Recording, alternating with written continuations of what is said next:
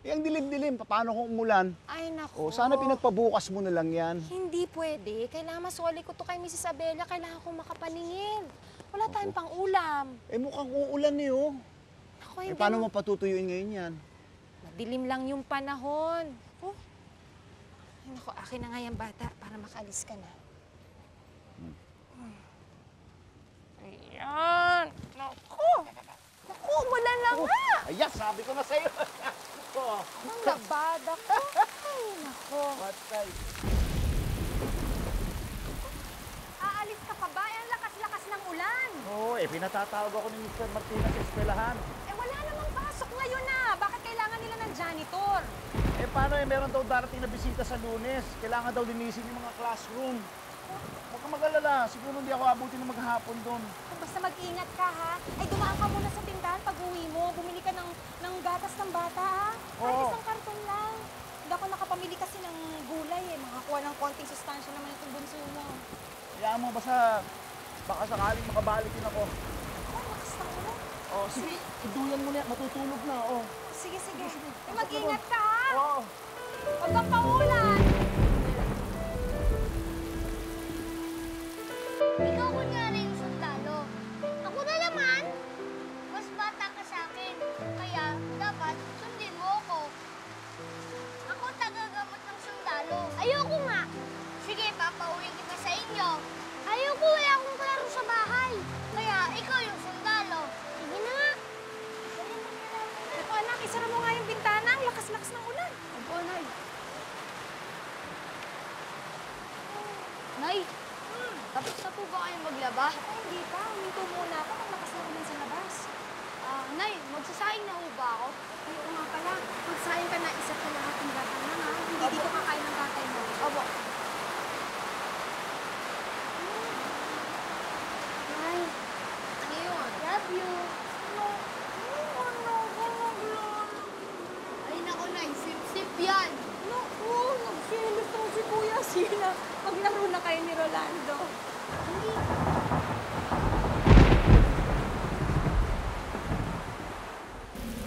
Mare!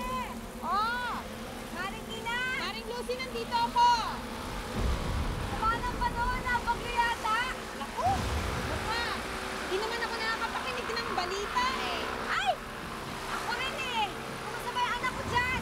Ay, ang payong ko! Dahan-dahan, nasa loob! Naglalaro kasama ng mga bata! Ah, sige! Iwan ko muna dyan ay pakibantayan muna siya. Ikaw nang bahala. Oo!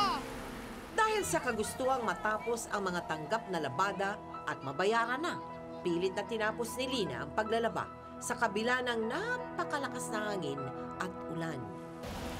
Nay, nagugutom na po ba kayo? Tapos ka na ba magluto? Opo. O sige, susunod na ako. Tatapusin ko lang ito. Si James, nakatulog na ba? Opo, pinapatulog na pinasinto, nasa duyan. O sige, susunod na ako, anak. Ako na ang bahala rito. Sige, Nanay, ako na bahala. Tatapusin ko na lang to. Sabay-sabay na tayo kumain. Opo, sige po, Nay. Sige.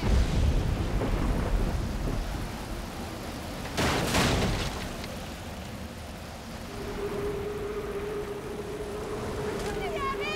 Ina! Yan ang tubig! Anong tubig? Ha?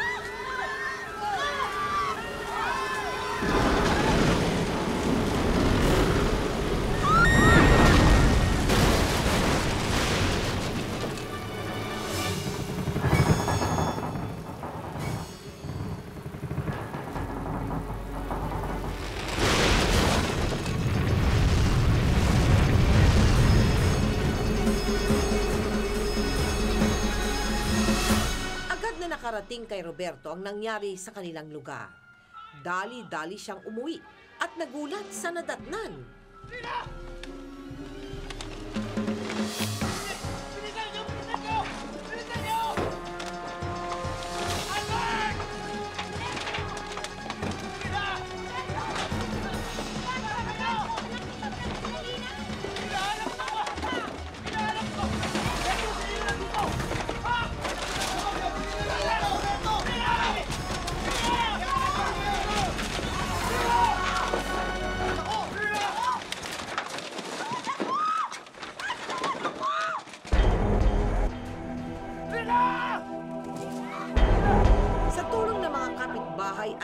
rescue personnel, ay agad na nadala si Lina sa ospital.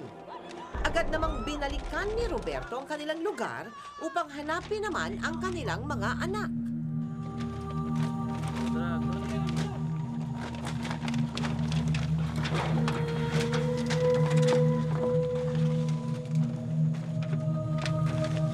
Dito, dito.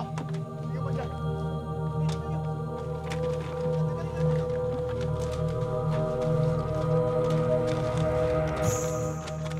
Roberto! Ano, may balita na? Wala pa. Wala pa. Kahit isa, walang nakahanap eh. Hindi ko na alam kung anong lugar ng bahay ko. Mas buti na lang lahat ng pamilya ko nakaligtas. Para nyo lang awa, huwag kayo titigil sa paghanap. Andyan sila, alam ko. Uwi pa yung mga yan. Dali! Ibata! Dali! Ibata!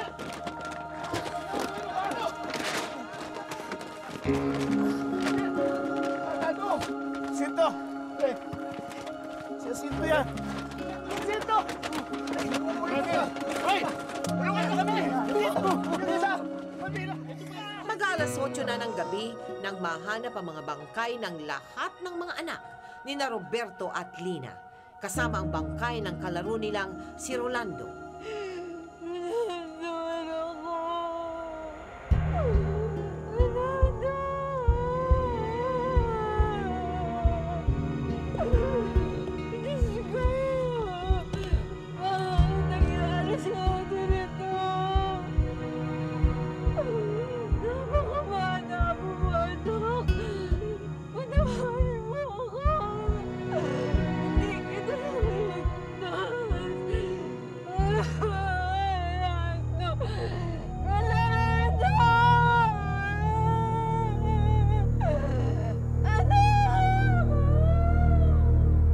Panginoon, bigyan mo po ng lakas ang mag-asawang ito upang harapin at tanggapin ang iyong kalooban. Patnubayan mo po sila tungo sa kanilang paggaling, pisikal man at emosyonal. Ang lahat po ng ito inaalay namin sa iyo, aming Diyos na makapangyarihan.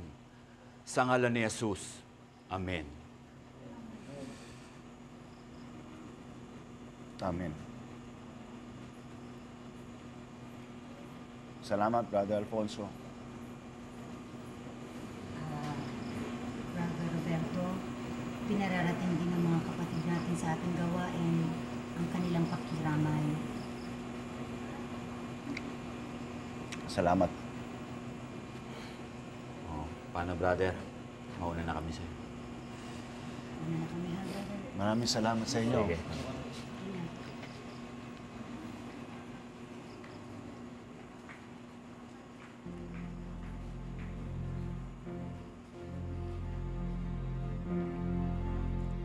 Nay! Salamat nakarating kayo.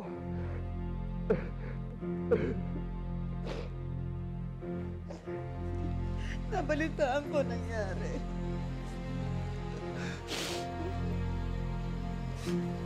Anak.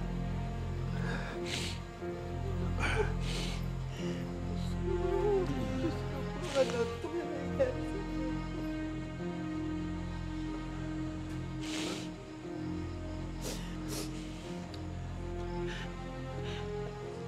Alam na ba niya tungkol sa mga bata? Hindi po ako magkaroon ng lakas para sabihin sa kanya kasi baka po lumala yung kalagayan niya.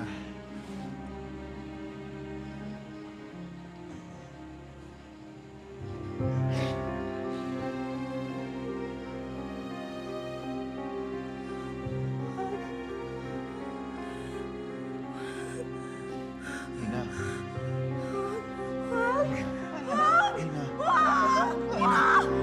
Nina! Nina! Nina! Nina! Nanaginip ka.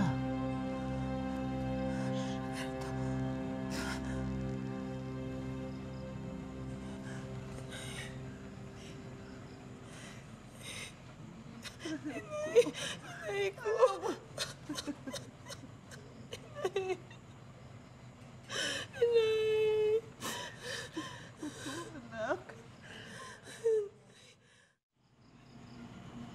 Masarap ba? Bigay yan ng mga churchmates natin. Kaya pa nga dito, dami oh. Mga prutas. May tinapay pa dun. Ito pa. Ayoko na. Busog na ako. Hindi, kumain ka pa. Kailangan mo magpalakas. Wala na akong gana. Sige na. Mga bata. Si Cinto. Si Albert. Si Balbino. Si James.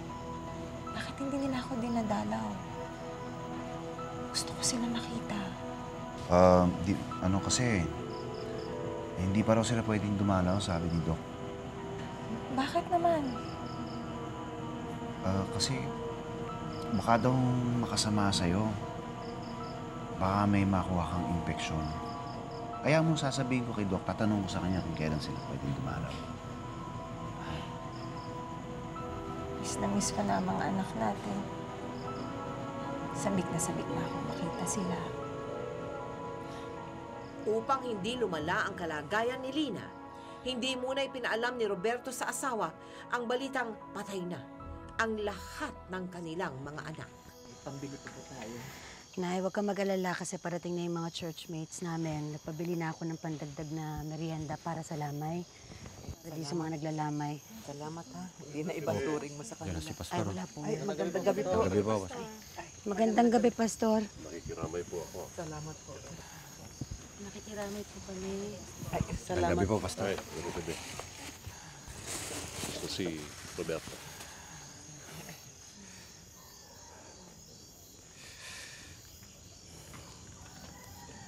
Brother, mabuti kaya magpahinga ka muna. Mahirap na, baka ikaw magkasakit. Kami na muna ang bahala dito. Bakit ba?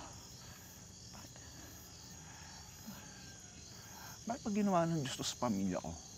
Ha? Ano bang pagkakamali namin? Ano bang makakasala? Saan ba?